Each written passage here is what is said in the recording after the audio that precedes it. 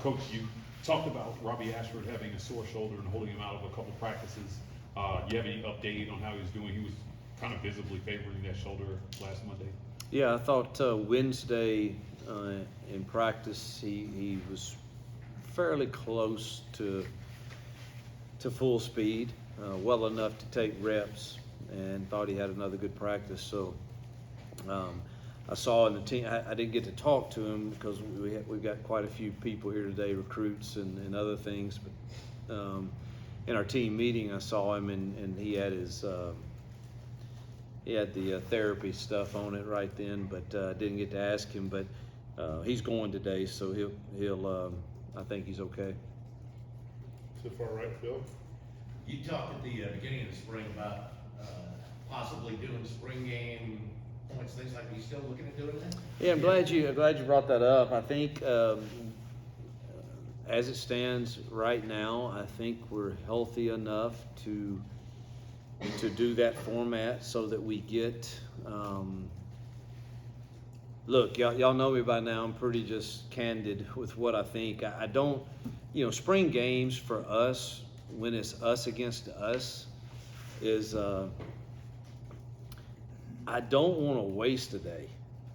And the temptation and challenge for us as coaches is it can be a wasted day, as far as not, when I say wasted, not a wasted day for the fans or for recruiting or any of that, but for the actual practice itself. You want to make all 15 of our practices count, and that's a very difficult setting for us to really do what we want to do. It's going to be videoed, it's going to be aired, I'm sure, on the SEC network over and over again. There will be somebody trying to video who's signaling, just all the craziness that goes with our sport. And so I want to prepare the Auburn family that we're going to do the best we can to hopefully give them those that choose to come, and I hope many will come. But we're going to give them a game that day that I hope that they can enjoy, but yet understand, gosh, we don't really know who we are offensively right now. And that's probably the way I want it to be perceived by most, because we're a new staff, and one of the advantages that we might have coming into a season is there's nothing really on tape of what this new staff is exactly like. So I don't know if I'm making sense, but for the format of the spring game, we will the defense will be given a selected number of points. I will let our staff decide that, and then I will start drives at various spots, and hopefully some end in points. And if the defense can hold the offenses to under that point, the defense wins the spring game, and they'll get to eat steak or something, and the losers will eat a hot dog, something like that. But that's the best format I know. I don't want to come up with some system where we have to calculate points based on anything other than what's normally points in football. So I don't know, did I answer your question? Yeah. So that's the goal right now, unless something drastic. We're going to have a contact practice today, and non-contact Wednesday, and a walkthrough Friday. So hopefully we get through today fairly well and can pull that off for Saturday. Hugh, I know you said before the spring started you were more concerned with doing a few things right rather than trying to throw too much at them. What are some things you think the team has done well in that regard, and what are some things you're still looking to improve on in this last week? I've been pleased with our tackling in the tackle periods. Now, granted, we haven't had that many, but typically when you don't do that, you're really concerned. And I'm not saying that won't be a concern, but we've tackled fairly well in the scrimmages. I think offensively we feel pretty good about 2 or 3 run schemes that we're doing that have been successful, and I think we have I think we have good variety with those.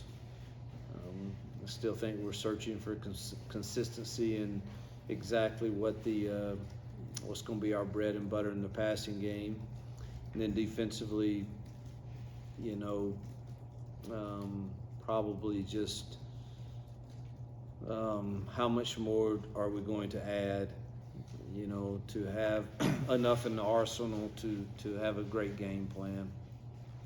Jason? You, first of all, thanks for keeping equations out of it for us and Yeah. no math into the spring game. You talked Touchdown, about- 6 points. Yeah. Extra points going to be 1. That's it. Yep. If they pick it off and run for a touchdown, that's also That- 6 that was points. good. Yeah. Good, we got that one. When you look You don't at, get a point for a fumble. yeah, I'm glad we're not doing all Yeah. that. Yes. When you look at this final week, how have you seen the offense progress? Have they taken some steps since you guys kind of changed the way the teaching has gone? Truthfully, Wednesday was the exact opposite of the previous Friday, and it was a total domination by the offense, which I don't have the luxury of leaving the practice field feeling good either way. So I thought 2 Fridays ago we stunk on offense, and I hope we're really good on defense. And then Wednesday I left practice thinking, we stink on defense. Maybe we're pretty good on offense. So the truth is probably somewhere in the middle. And we're nowhere near where we need to be on either side yet. But the offense had a really good day Wednesday. Tobias, back left. Coach Freeze, how do you mentioned giving the fans a good show, that's obviously part of it, especially in your first year, but also getting what you need to get done. What's the process on that, and how do you work through that? Well, the first step was to come before the media day for y'all to get the message out to the fans that don't expect too much. Truthfully, I think expectations, when you have unrealistic expectations and they're not met, I think this is anything in life, period, football, life, unrealistic expectations lead to frustration. And so I just don't want anybody to be frustrated. We're probably headed into the next year are going to be quite good at getting in a huddle and slowing things down, and you might see that Saturday. You know, is that who we really are as an identity? I don't know. I've never been that, but you might see some of that. Just, you know, all the coaches do it, and maybe I'm falling into that, but I really just don't want to show too much of what we think we might be really good at. And so that was truthfully just me being candid with them. I mean, they're going to see us hit, and they're going to see us tackle, and they're going to see people run the ball and people throw the ball. And will it be exactly the same that they see this fall? I sure hope not. I hope it's better and probably a little different. Go for it, right? You were talking about a couple weeks ago the inside linebackers and the progress they've made. What that group just, how much more have you kind of seen from them, especially with some new faces in that position? There's been some inconsistencies, but I want to say I believe in our schemes, offensively, the tight end room has the absolute most on their plate. It is the hardest job that our offense has. Defensively, the same is true with the linebackers.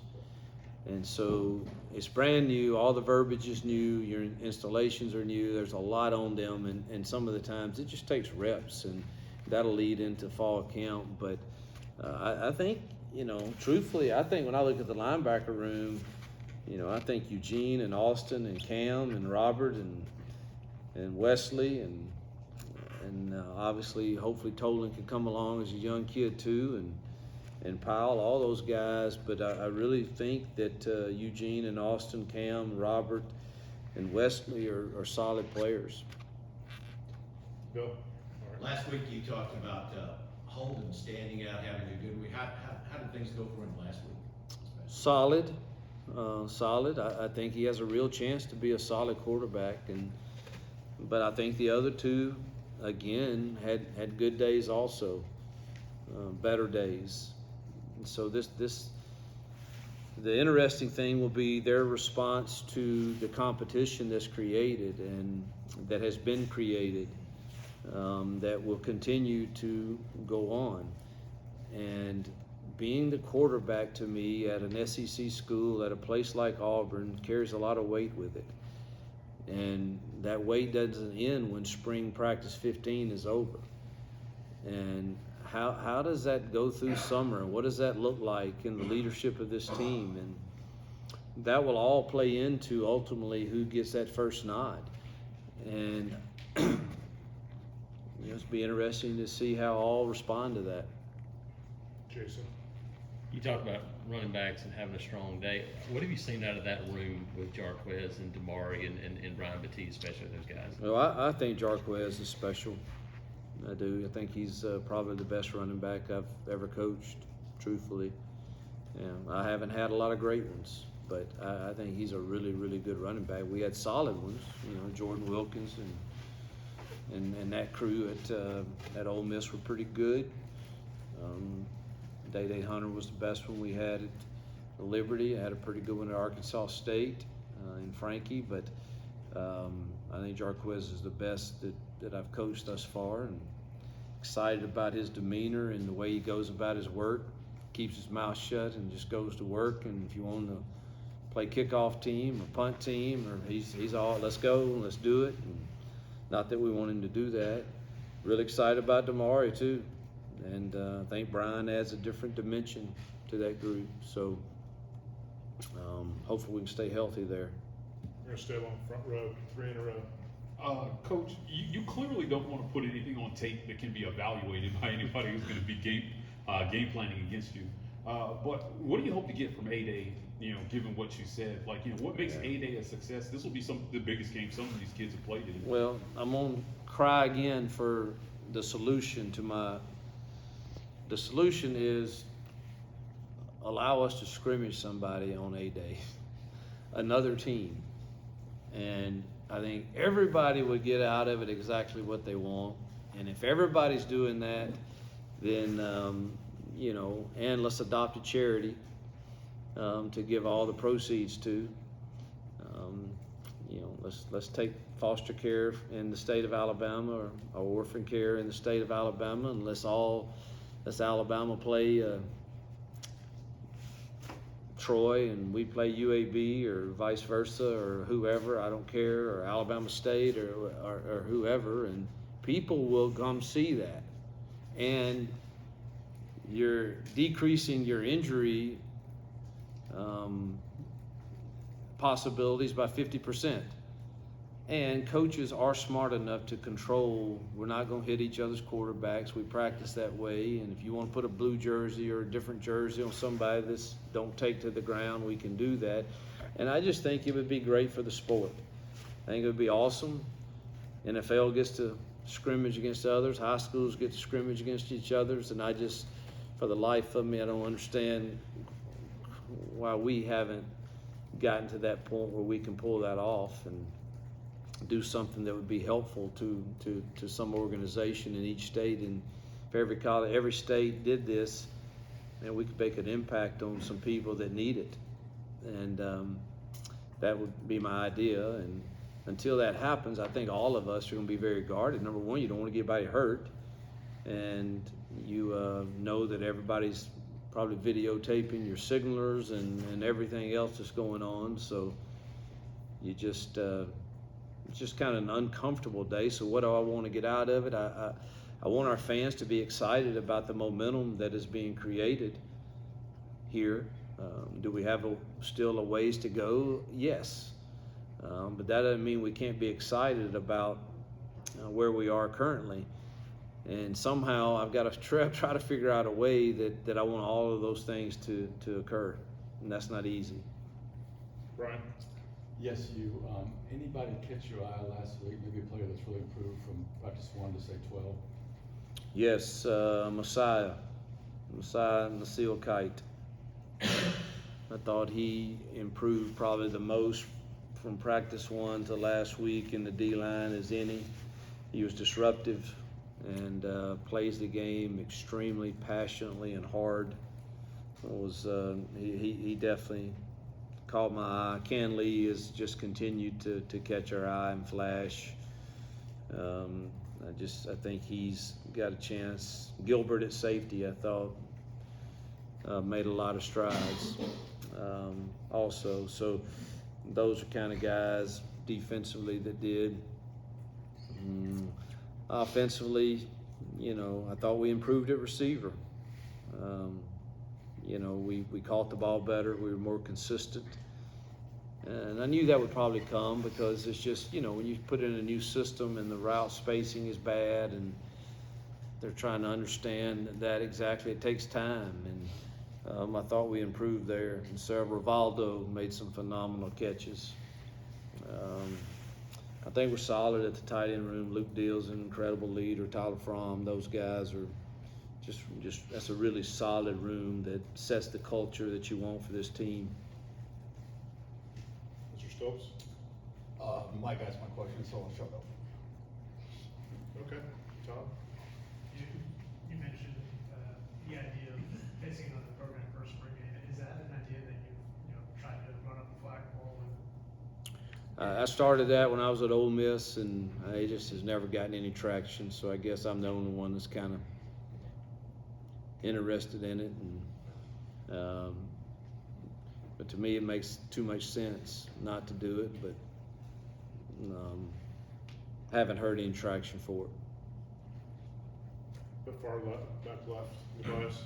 You, just when you look at your quarterback room, just for us, can you kind of tell us the things that you have seen each guy improve over the last year? Robbie's pocket presence, quieter feet in the pocket. TJ's playing within the system has gotten better. He's made some accurate throws. Just sometimes it shouldn't have been thrown. It should have been handed off. So this was new to him. So he's done that. Holden's accuracy, particularly on down the field throws.